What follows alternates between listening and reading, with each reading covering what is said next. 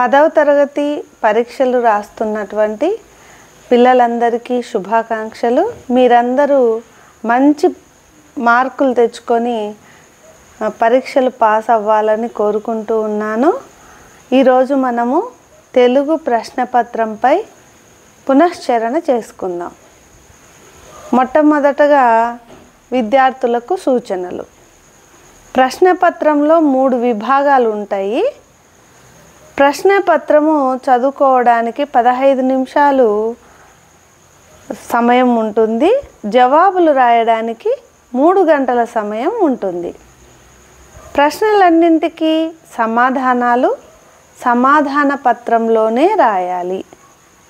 ప్రశ్నపత్రంలో రాయకూడదు. సమాధానాలు స్పష్టంగా గుండ్రంగా రాయాలి. అలాగే ప్రశ్నపత్రంలోని ప్రశ్నల సంఖ్యలను మాత్రమే మీరు జవాబు పత్రంలో రాయాలి. అది చాలా ముఖ్యము. విభాగం 1 తీసుకుంటే, ప్రశ్నపత్రంలోకి వెళ్ళి విభాగం 1 తీసుకుంటే ఇక్కడ మనకు అవగాహన ప్రతిస్పందన కింద 32 మార్కులకు ప్రశ్నలు ఉంటాయి.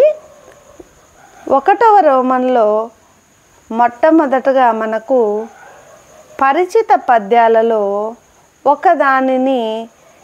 ఒకదానికి ఇచ్చిన ప్రశ్నలకు జవాబులు రాయమని అడుగుతారు. ఇక్కడ మనకు చాయిస్ ఉంటుందన్నమాట. 2 పరిచిత పద్యాలు అంటే పద్య భాగంలో మనకు పద్యాల్లో వచ్చేటటువంటి చిన్న పద్యాలు అంటే ఆటవెలది, తేటగీతి, ఈ పద్యాల నుంచి మాత్రమే మనకు ప్రశ్నలు అడుగుతారు.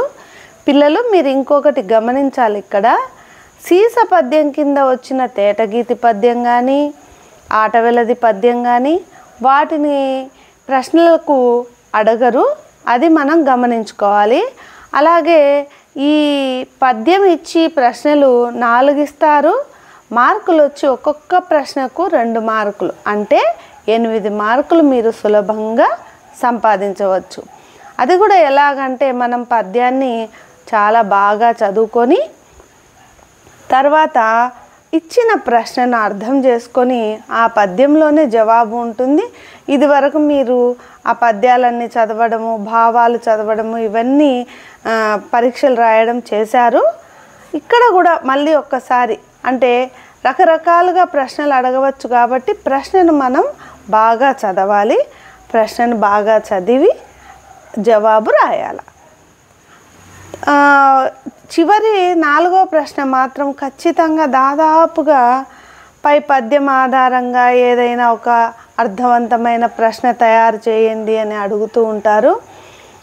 అటువంటప్పుడు మనం ఏం చేయాలి అంటే ఖచ్చితంగా ప్రశ్న చిహ్నం అనేది గుర్తించాల్సి ఉంటుంది.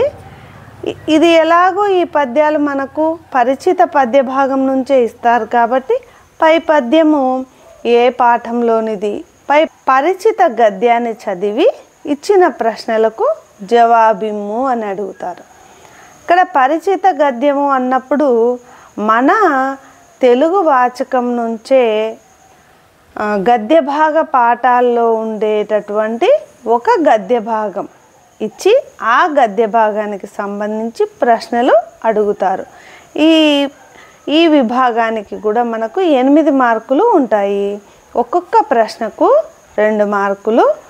తర్వాత ఇక్కడ కూడా ఈ మాదిరిగా ప్రశ్నలకు సంఖ్య ఇచ్చారన్నమాట. కాబట్టి ఇవే మీరు గుర్తించాలా. మీకు సొంత నెంబర్లుగా 1, 2, 3, 4 ఇలా ఎప్పుడు వేసుకోకండి. 2 తర్వాత ఆకు జవాబు రాసేటప్పుడు జ అని పెట్టి రాస్తే ఇంకా మంచిది. కాబట్టి వాక్య రూపంలోనే పద్యానికి ఇచ్చిన ప్రశ్నలకైనా గద్యానికి ఇచ్చిన ప్రశ్నలకైనా మనం వాక్య రూపంలోనే జవాబు రాయవలసి ఉంటుంది. కాబట్టి ఇది ఎలాగూ మీకు బాగా పరిచయం ఉండేటటువంటి గద్య భాగం నుంచే ఇస్తారు. గద్య భాగ పాఠాల్లో నుండే ఇవ్వడం జరుగుతుంది. తర్వాత 3లో అంటే విభాగం 1 నుండి 3లో రామాయణం నుండి ఇచ్చిన కింది వాక్యాలు ఏ ఏ కాండలకు చెందినవో వాక్య రూపంలో రాయండి అని అడుగుతారు. వాక్య రూపంలో అన్నప్పుడు ఇక్కడ మనము ఇది బాలకాండకు సంబంధించిన వాక్యం అయితే ఈ వాక్యం బాలకాండకు సంబంధించినది అని వాక్య రూపంలో రాస్తే చాలా మంచిది. అలాగే వీలైతే మీరు ఇక్కడ ఇచ్చినటువంటి వాక్యాన్ని కూడా ఎత్తి రాసి మళ్ళీ అది ఏ కాండకు సంబంధించింది అనేది తప్పకుండా రాయండి. మనకు రామాయణంలో ఉండేది 6 కాండలు కాబట్టి ఈ 4టికి తప్పకుండా మీకు ఏ ఏ కాండలు అనేది మీరు ఇంతవరకు బాగా చదువుకొని ఉన్నారు కాబట్టి ఏ కాండకు సంబంధించింది అనేది గుర్తించి తప్పకుండా ఏ ఒక్కటి వదలకుండా మీరు ఆయా కాండల పేర్లు రాయండి. 4లో విభాగం 1లోనే 4లో కింది అపరిచిత గద్యమును చదివి ఇచ్చిన ప్రశ్నలకు సమాధానాలు రాయండి అని అడుగుతారు. అపరిచిత గద్యము అంటే మనకు ఇతర పుస్తకముల నుండి ఏదైనా ఒక పారాగ్రాఫ్ను గద్య భాగాన్ని తీసుకొని ఆ గద్య భాగం పైన మనకు ప్రశ్నలు అడగడం జరుగుతుంది. ఒక్కొక్క ప్రశ్నకు 2 మార్కులు ఉంటాయి. ఇక్కడ కూడా 8 మార్కులు ఉంటాయి. ఈ 4వ దాంట్లో కూడా ఇక్కడ కూడా మనకు సంఖ్యల దగ్గరికి వచ్చేసరికి ప్రశ్నల సంఖ్యలు ఆ ఈ అని ఇవ్వడం జరిగింది కాబట్టి ఇది కూడా మనం బాగా గమనించుకొని అవే మార్జిన్లో వేయాలి. మార్కులు 8 మార్కులు, 4 2 8. ఇక్కడ కూడా వాక్య రూపంలోనే మనము ముందే చెప్పుకున్నట్టు వాక్య రూపంలోనే జవాబు రాయవలసి ఉంటుంది. అలాగే చివరి ప్రశ్న పై గద్యం ఆధారంగా ఏదైనా అర్థవంతమైన ప్రశ్నను తయారు చేయండి అని అడుగుతారు. కొంతమంది పిల్లలు ఇది మనకు అపరిచిత గద్యం కాబట్టి కొందరు కన్ఫ్యూజ్తో పై గద్యం ఏ పాఠంలోది అని రాస్తూ ఉంటారు. అది రాస్తే ఆ ప్రశ్న మనకు తప్పుగా గుర్తించబడి మార్కులు కూడా 2 మార్కులు పోతాయి. కాబట్టి మనం ఏం చేయాలి, అపరిచిత గద్యం అంటే మనకు ఏ పాఠంలో వచ్చి ఉండదు కావున పై గద్యం ఆధారంగా ఎక్కడ ఏమిటి ఎందుకు ఎలా ఒక వాక్యాన్ని తీసుకొని రాసి ప్రశ్న చిహ్నం వేస్తే సులభంగా 2 మార్కులు తెచ్చుకోవచ్చు. అలాగే విభాగం 2లోకి వెళ్ళేసరికి మనకు మొదట వ్యక్తీకరణ సృజనాత్మకత కింద విభాగం 2 కలిపి 36 మార్కులు ఉన్నాయి. ఇందులో కింది ప్రశ్నలకు 4-5 వాక్యాల్లో సమాధానాలు రాయండి. 3 ప్రశ్నలు ఇస్తారు. ఒక్కొక్క ప్రశ్నకు 4 మార్కులు, 12 మార్కులు వస్తాయి. మొదటగా మనకు ఇక్కడ నంబర్ ఇచ్చేసరికి 5వ నెంబర్ ఇచ్చారు. మనకు ఇక్కడ పాఠ్యభాగ కవి గురించి అడుగుతారు. మీ అందరికీ తెలుసు కదా పిల్లలు, పద్యభాగం కవులను మాత్రమే మనకు కవి పరిచయానికి అడుగుతారు. కాబట్టి గద్య భాగానికి సంబంధించిన రచయితల గురించి మనము చదువుకోవాల్సిన అవసరం లేదు. ఎట్టి పరిస్థితుల్లోనూ పద్యభాగపు కవుల గురించే ఇక్కడ ప్రశ్న అడుగుతారు. కాబట్టి ఖచ్చితంగా మీరు పద్యభాగ కవి గురించి రాయవచ్చు. అలాగే 6వ ప్రశ్నగా ప్రక్రియ గురించి అడగడం జరుగుతుంది. ప్రక్రియ అనగానే మనకు ఏం గుర్తు రావాలి, గద్య భాగం గుర్తు రావాలి. గద్య భాగం నుండి మాత్రమే ప్రక్రియకు అడుగుతారు. కాబట్టి గద్య భాగంలోనే బాగా చదువుకొని ఉన్నాం. తర్వాత 7వ ప్రశ్నగా మనకు రామాయణంలో నుంచి ఒక పాత్ర స్వభావాన్ని అడుగుతారు. కాబట్టి ఆ పాత్ర గురించి, ఆ పాత్ర యొక్క ప్రత్యేకత గురించి, ప్రాధాన్యాన్ని గురించి రాసినట్టయితే సులభంగా 4 మార్కులు సంపాదించవచ్చు. కాబట్టి 5, 6, 7 ప్రశ్నలకు కలిపి ఒక్కొక్క దానికి 4 మార్కులు, 12 మార్కులు అన్నమాట. ఏ ఒక్కటి వదలకుండా జాగ్రత్తగా రాయవలసి ఉంటుంది. ప్రశ్న నంబర్లు కూడా బాగా వేయాలి. తర్వాత కింది ప్రశ్నలకు 8 నుండి 10 వాక్యాలలో సమాధానాలు రాయండి అని మనకు 8వ మొత్తం మార్కులు వచ్చి ఒక్కొక్క ప్రశ్నకు 8 మార్కులు ఉంటాయి. మనం 3 ప్రశ్నలు రాయవలసి ఉంటుంది. 24 మార్కులు ఈ పెద్ద ప్రశ్నలకు వస్తాయన్నమాట. అయితే ఇక్కడ 8వ నెంబర్ ఇచ్చినప్పుడు అక్కడ మనకు 2 ప్రశ్నలు ఇచ్చి ఉంటారు. ఏది బాగా వస్తే అది మాత్రమే ఎంపిక చేసుకొని హెడ్డింగ్ పెట్టి పైన రాస్తే మంచి మార్కులు వస్తాయి. ఎందుకు హెడ్డింగ్ మరీ పెట్టమని చెప్తున్నాము అంటే ఆ ప్రశ్నకు సంబంధించి మనకు 8వ నెంబర్ ఇచ్చినారు, చాయిస్ ఇచ్చిన ప్రశ్నకు మాత్రము నంబరు ఇవ్వలేదు. కాబట్టి హెడ్డింగ్ పెట్టి రాసినట్టయితే కరెక్షన్ చేసేటటువంటి వాళ్ళకు కూడా సులభంగా మీ యొక్క అవగాహన అర్థమవుతుంది. పిల్లలు చక్కగా రాసినారు, వీళ్ళకు ఒక అవగాహన ఉంది అనే ఉద్దేశంతో వాళ్ళు కూడా ముందుకు వెళ్తారన్నమాట. తర్వాత రెండిట్లో ఏది బాగా వస్తే అది మాత్రమే రాయండి. 9వ నెంబర్ అది కూడా మనకు ఎక్కడి నుంచి అడుగుతారా 8వ ప్రశ్న అంటే పద్య భాగం నుంచి మాత్రమే 8వ ప్రశ్నకు సంబంధించి పద్య భాగంకు సంబంధించినటువంటి పెద్ద ప్రశ్నలు మాత్రమే అడుగుతారు. 2 వాటిల్లో నుంచి ఒక్కటి మనం తప్పకుండా రాయాలి. తర్వాత 9వ ప్రశ్నకు వచ్చేసరికి మనకు రామాయణం నుంచి 2 పెద్ద ప్రశ్నలు అడుగుతారు. ఆ రెండిట్లో ఒకటి రాయాలి. ముందే చెప్పుకున్నట్టుగా ఆ 9వ నంబర్ను జాగ్రత్తగా గుర్తించండి. అలాగే మీరు ఏ ప్రశ్న అయితే అంటే ముందిచ్చిన ప్రశ్న రాస్తూ ఉంటే దానికి తర్వాత లేదా అని తర్వాత ఇచ్చిన ప్రశ్న రాసేటట్టయితే ఆ ప్రశ్న యొక్క ప్రధాన ఉద్దేశాన్ని మీరు హెడ్డింగ్ రూపంలో రాసి మీరు జవాబు రాస్తే చాలా మంచిది. అలాగే 8 మార్కులు ఉంటాయి ఈ ప్రశ్నకు కూడా. తర్వాత 10వ సంఖ్యలో కూడా మనకు 2 పెద్ద ప్రశ్నలు అడుగుతారు. వీటిల్లో కూడా మనం ఒక్కటే రాయాలి. ఇక్కడ మనం గమనించాల్సింది ఏమి అంటే 10వ ప్రశ్న దగ్గరికి వచ్చేసరికి మనకు సృజనాత్మకతకు సంబంధించి ప్రశ్నలు అడుగుతారు. ఇక్కడ మనకు ఎక్కువగా గద్య భాగంలో ఉండే సృజనాత్మకత ప్రశ్నలు చదువుకొని ఉండాలి. పద్య భాగంలో ఉండే సృజనాత్మక ప్రశ్నలు కూడా చదువుకొని ఉండవలసి ఉందన్నమాట. కాబట్టి సృజనాత్మక ప్రశ్నలు అనేసరికి మనకు అభినందన పత్రం, ప్రశ్నావళి, లేఖ, తర్వాత కరపత్రం, ఇలాంటి ప్రకటన, వీటిల్లో నుంచే మనకు ప్రశ్నలు అడగడం జరుగుతుంది. కాబట్టి ఈ రెండింటి ప్రశ్నల్లో కూడా ఏది మీకు బాగా వచ్చో అది మాత్రమే ఎంపిక చేసుకొని రాయండి.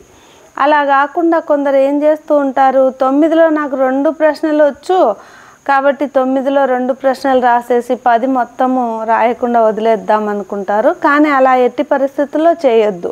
మీరు 9లో 2 రాసిన మీకు మార్కులు వచ్చేది ఒక్క ప్రశ్నకే. కాబట్టి 8లో నుంచి 1, 9లో నుంచి 1, 10లో నుంచి 1 తప్పకుండా మీరు ఎంపిక చేసుకొని రాయవలసి ఉందన్నమాట.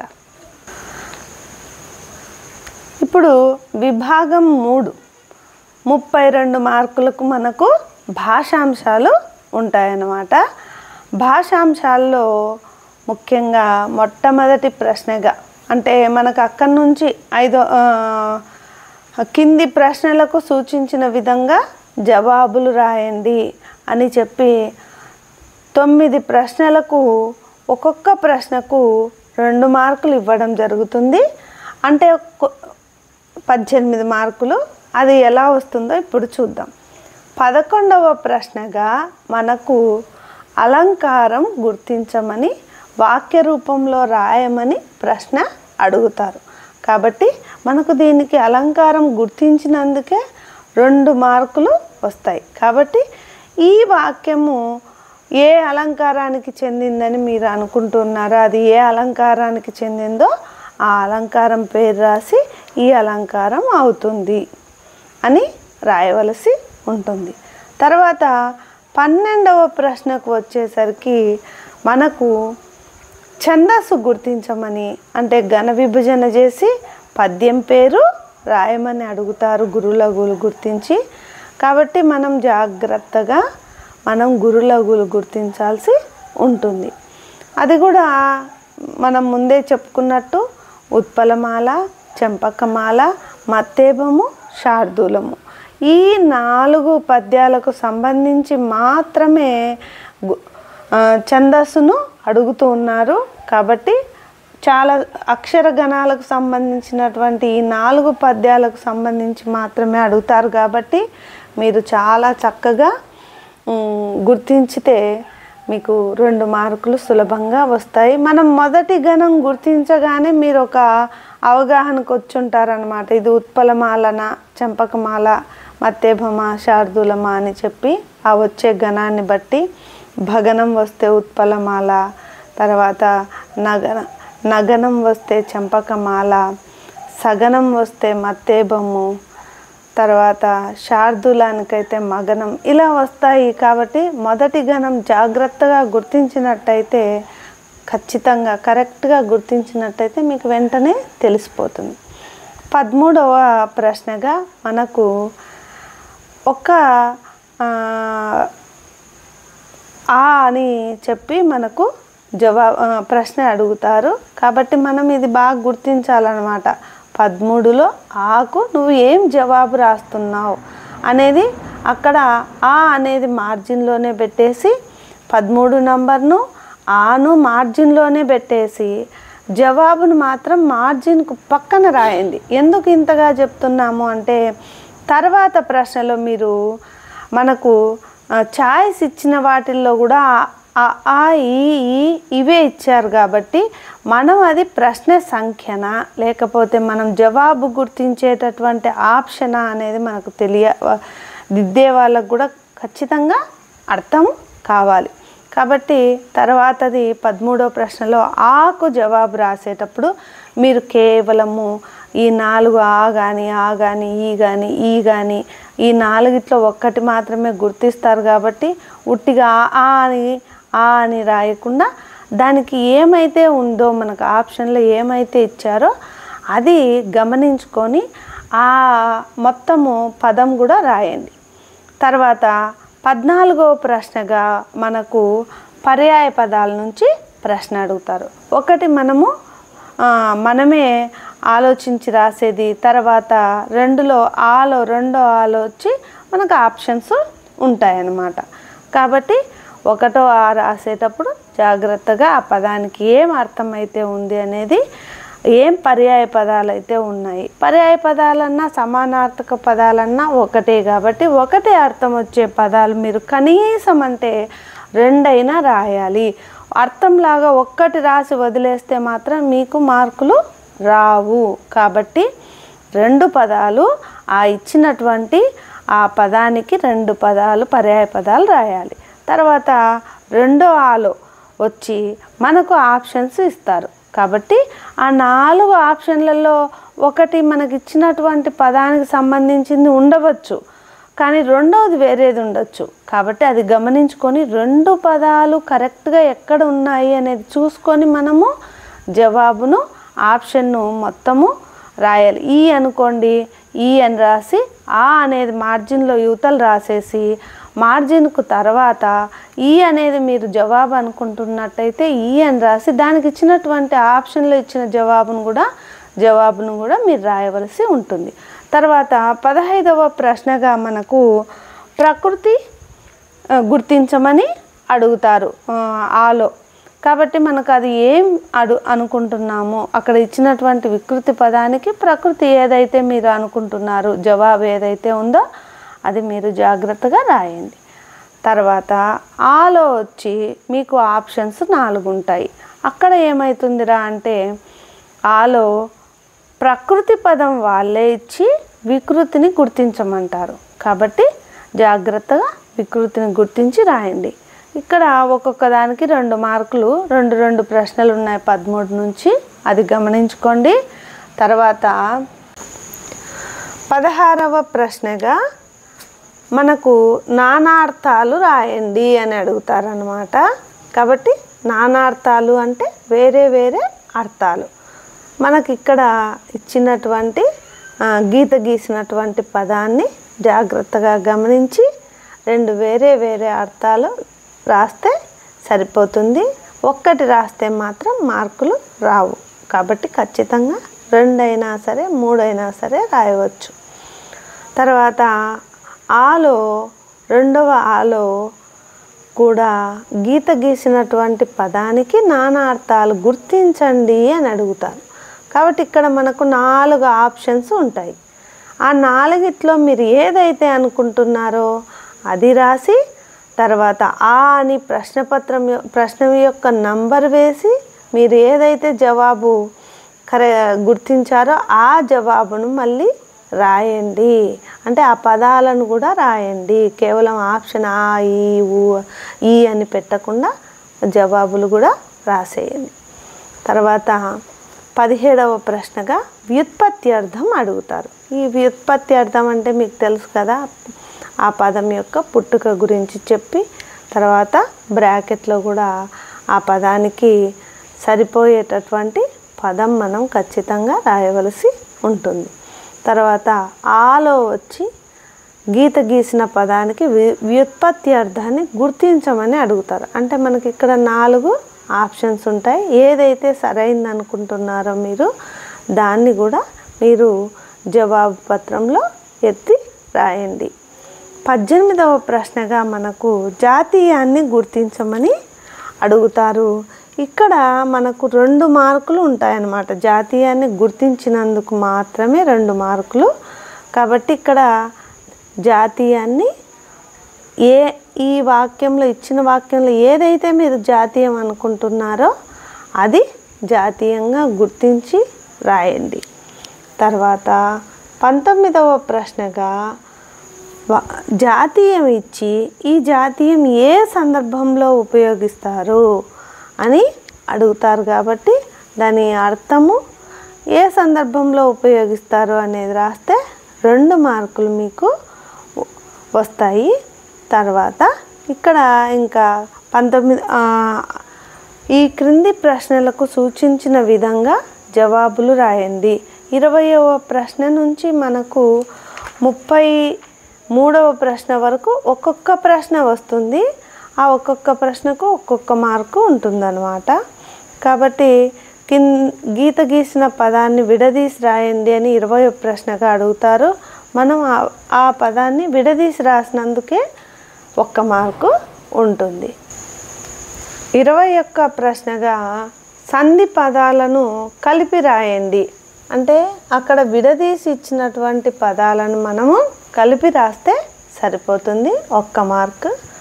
22వ ప్రశ్నగా గీత గీసిన పదం ఏ సంధికి చెందినదో గుర్తించండి అని అడిగి వాళ్ళే అక్కడ ఆప్షన్స్ ఇవ్వడం జరుగుతుంది. కాబట్టి మనము అందులో ఏది జవాబో ఆ జవాబును గుర్తించి దానికి ఇచ్చినటువంటి జవాబును కూడా రాయవలసి ఉంటుంది. ఆ అయితే ఆ, ఈ అయితే ఈ అని రాసి దానికి ఇచ్చినటువంటి జవాబు కూడా రాయండి. 23వ ప్రశ్నగా గీత గీసిన పదానికి విగ్రహ వాక్యం రాయండి అని అడుగుతారు. కాబట్టి ఆ సమాస పదానికి మనము విగ్రహ వాక్యం రాస్తే సరిపోతుంది. 24వ ప్రశ్నగా గీత గీసిన పదం ఏ సమాసమో గుర్తించండి అంటారు. కాబట్టి మనకు ఆ తర్వాత 4 ఆప్షన్స్ ఇచ్చుంటారు. కాబట్టి అది ఏ సమాసమో అది గుర్తించి జవాబు పత్రంలో రాయాలి. 25వ ప్రశ్నగా ఈ వాక్యానికి సరైన ఆధునిక వచనాన్ని గుర్తించండి అని అడగడం జరుగుతుంది. ఇక్కడ మనం చాలా జాగ్రత్తగా ప్రతి పదాన్ని గమనించుకొని ఇది ఆధునిక వచనంలో ఏది ఉంది పూర్తిగా అనేది చూసి 4 ఆప్షన్స్లో మీరు ఖచ్చితమైన జవాబును గుర్తించి దాన్ని జవాబు పత్రంలో రాయవలసి వాక్యంతో సహా రాయండి. 26వ ప్రశ్నగా ఈ వాక్యానికి వ్యతిరేకార్థక వాక్యం రాయండి అని అడుగుతారు. కాబట్టి మనము వ్యతిరేకార్థక వాక్యం అనేసరికి చివరగా ఉండేటటువంటి క్రియాపదానికి మాత్రమే వ్యతిరేకం రాయాలి, వ్యతిరేక పదం రాయవలసి ఉంటుంది. అంటే వాక్యం మొత్తం ఎత్తి రాస్తూ చివరగా ఉండేటటువంటి చివరగా ఉన్నటువంటి క్రియాపదానికి వ్యతిరేకం రాస్తే ఇక్కడ కూడా సులభంగా 1 మార్కు సంపాదించవచ్చు. తర్వాత 27వ ప్రశ్నగా కింది క్రియాపదాలలో వ్యతిరేక క్రియను గుర్తించి రాయండి అని అడుగుతారు.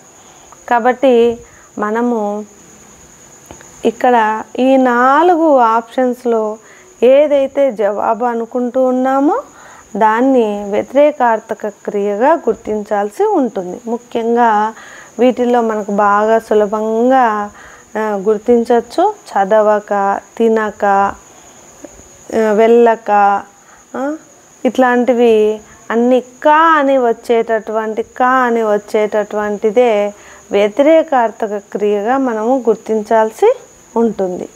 28వ ప్రశ్నగా ఈ సామాన్య వాక్యాలను సంశ్లిష్ట వాక్యంగా మార్చి రాయండి అంటూ 2 సామాన్య వాక్యాలుగా ఇస్తారు. ఇక్కడ మనము మొదట వాక్యంలో వచ్చినటువంటి సమాపక క్రియను అసమాపక క్రియగా, తర్వాత వచ్చేటటువంటి కర్త అంటే మొదటి వాక్యంలో అదే పదమే కర్తగా వచ్చి ఉంటుంది, రెండో వాక్యంలో అదే పదమే కర్తగా వచ్చి ఉంటే ఒక్కసారి దాన్ని ఉపయోగించి తర్వాత అసమాపక క్రియ మధ్యలో వస్తుంది, చివరగా ఏదైతే ఉందో అదే క్రియ సమాపక క్రియ వస్తుంది. 29వ ప్రశ్నగా సరి అయిన కర్మని వాక్యాన్ని గుర్తించండి. అంటే మనకు అక్కడ కర్తరి వాక్యం ఇచ్చి ఉంటారు, మనం కర్మని వాక్యాన్ని గుర్తించాలి.